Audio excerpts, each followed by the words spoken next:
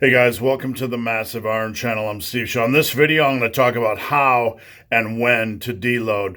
Before I get into that topic, if you have any questions or comments, drop them down below. The best topic ideas I turn into videos just like this.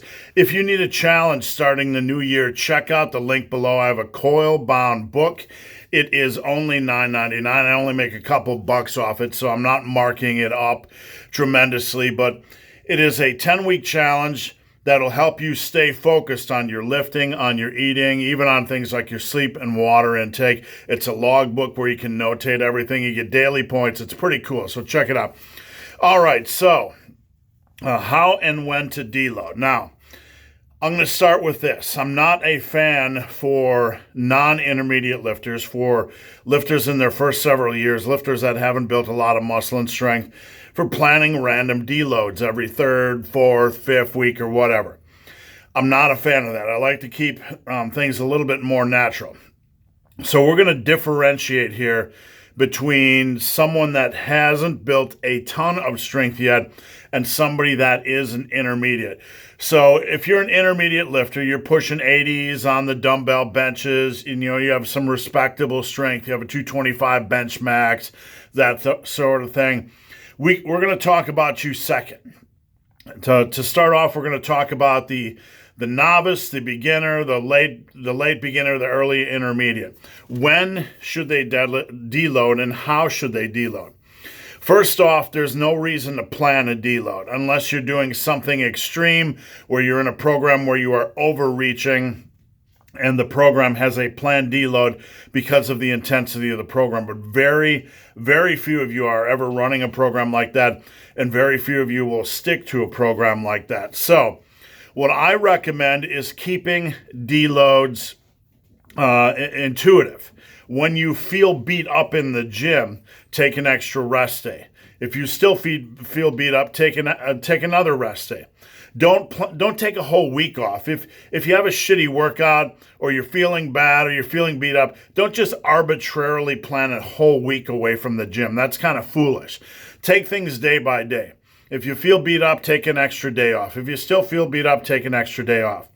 Beyond that, when should you take time away from the gym? Well, keep it something that works with your life schedule, right? If you're going on vacation, that's a good time to take a deload or time away from the gym. If you're going away on a weekend, if it's your birthday, if it's a holiday like Christmas coming up, that's a good time to plan some time away from the gym. Some time away from the gym can help you heal up some of your wounds and come back a little bit more fresh. So if you haven't reached that intermediate stage yet, just kind of keep your deloads when life events happen, and don't randomly plan them a full week. Just take a day or two off on your birthday, around the holidays. If you're going on vacation, if you're traveling for some reason, take those days off. If you start to feel beat up, then yes, take an extra day or two off. If you get sick, that's another one. That's a good time to take time away from the gym. If you look at it over the course of a year, when you have all these holidays and life events, and including sicknesses and illnesses and even dentist visits, who wants to lift after going to the dentist? Things like that, that's plenty of deload time automatically built in your life. You don't really need to add more. So let's move on to the intermediate lifter. You're the guy that has a pretty reasonable amount of strength. You're one of the stronger guys in the average, commercial gym. How about deloads? Well, I've changed my mind over the years because obviously I've matured. I'm a little bit older. I'm 53 years old. I know what it's like to be under the pressure of heavy weight. My lifts right now aren't really too different from where they were in 1989. I've been lifting for 31 years. At a pretty relative, high level of relative intensity or weight, heavy ass weight, whatever you want to call it. And one thing I've come to change is my opinion about how intermediates that are looking at building muscle should probably handle their training, and power lifters that are doing power building in the off season. You should consider you should consider every fourth week taking a little bit of a down week, taking a little bit of a down week.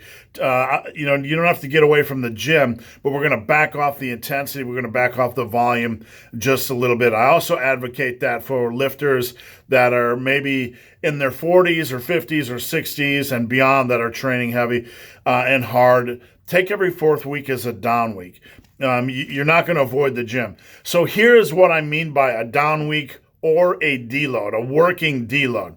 If you're going to the gym and you want to factor in a down week, or you're traveling and you just have access to Planet Fitness and you don't have your normal heavy weight or whatever the case is, if you are in the gym doing an active deload, okay, an active deload, that's where you are backing off the intensity, backing off the volume a little bit. Here's what I recommend.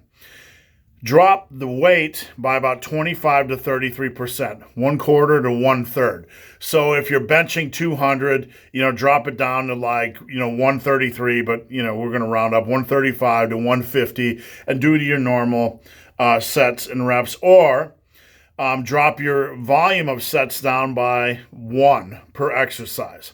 So a good way to combine that is to drop your volume drop your intensity or the weight by about 25% and knock off a set per exercise. So if you were doing, say, 4 sets of bench with 200 for reps normally, and you want to do a deload, just put 150 on the bar. That's backing off by 25%. Drop a set down to 3, so you're doing 3 sets at 150, and don't push yourself, for maximum amount of reps or whatever. That is a good way to schedule a working deload. Back off by 1 set per exercise and back off by about 25% in weight. If you want to go to 20%, if you want to go a little bit heavier, that's okay. But just something that's not pushing yourself, something that gives your joints and your system a little bit of a break.